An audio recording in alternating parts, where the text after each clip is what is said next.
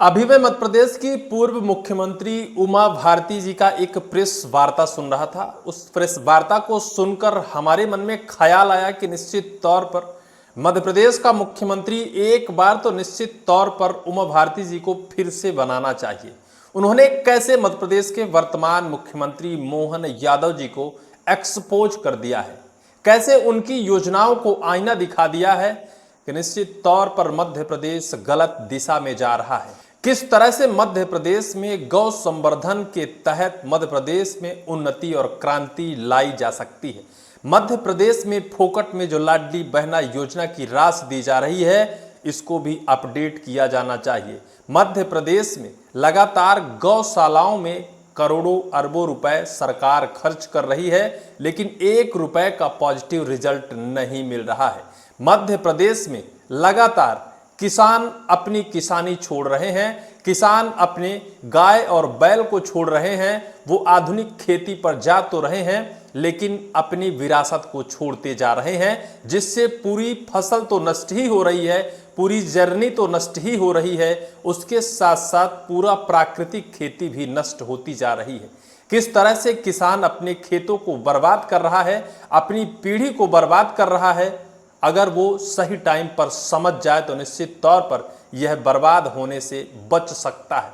आखिर क्यों किसान आज के टाइम पर अपनी गाय और बैल पर आधारित नहीं है, क्यों उनको सड़कों पर छोड़ दिया है?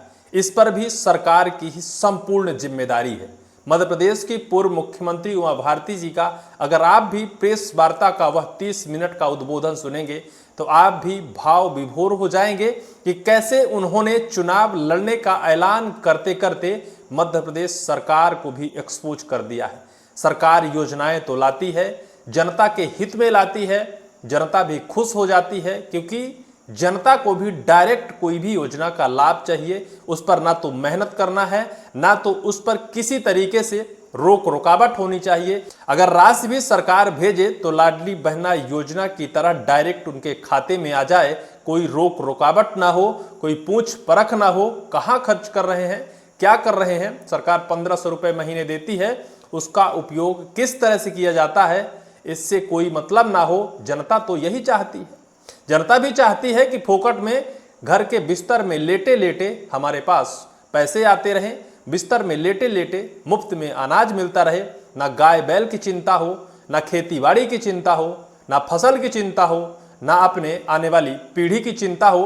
तब भी मध्य प्रदेश सरकार कहती है कि हमारा मध्य प्रदेश समृद्ध हो रहा है, सशक्त हो रहा है, उन्नति की ओर अग्रसर हो रहा है।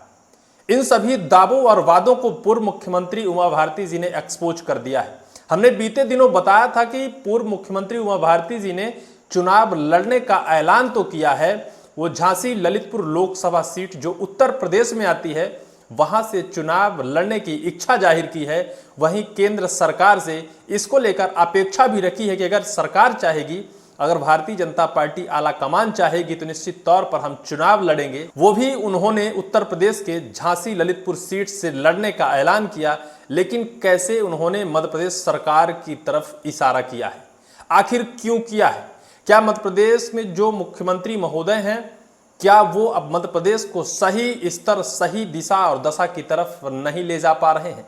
हमने पहले भी बताया था कि 18 साल मुख्यमंत्री शिवराज सिंह चौहान रहे, तब तक कोई भी ऐसा पूर्व मुख्यमंत्री निकल कर नहीं आया, चुनाव लड़ने की इच्छा जाहिर नहीं की। चुनाव लड़ने की बात तो छोड़िए, कोई भी मध्य प्रदेश की योजनाओं पर उंगली नहीं उठाया। मध्य प्रदेश की मोहन सरकार तो कहती है कि हम गौ संरक्षण के लिए लगातार काम कर रहे हैं। गांव गांव, शायद जिले जिले, शहर शहर में गौशाला बनाकर गौ संरक्षण और गौ संवर्धन कर रहे हैं। लेकिन आखिर पूर्व मुख्यमंत्री उमा भारती ने दर्द आखिर क्यों बयां किया है कि आज गौ हत्याएं हो रही हैं, जिसकी वजह सिर्फ यही है कि उनको सही दिशा दशा सही जगह पर नहीं रखा गया। सरकार जो गांव गांव में गौशालाएं खोल रही हैं वो गलत कर रही है।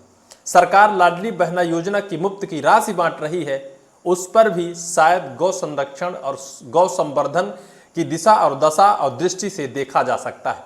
दरअसल पूर्व मुख्यमंत्री उमा भारती अब एक बार फिर से सक्रिय हुई हैं। उनका कहना है कि अभी हमारी उम्र नहीं है, राजनीति से अभी हमने संन्यास नहीं लिया है। राजनीति में फिर से वापस आने की इच्छा उन्होंने जाहिर की है, लेकिन वो मध्य प्रदेश से चुनाव लड़ने के बजाय पहले जहां से वो 2 बार सांसद रह चुकी उत्तर प्रदेश के झांसी ललितपुर लोकसभा सीट से फिर से चुनाव लड़ने का ऐलान कर दिया है सरकार से। इसकी गुजारिश के तौर पर शायद अपने वक्तव्य को रखा है।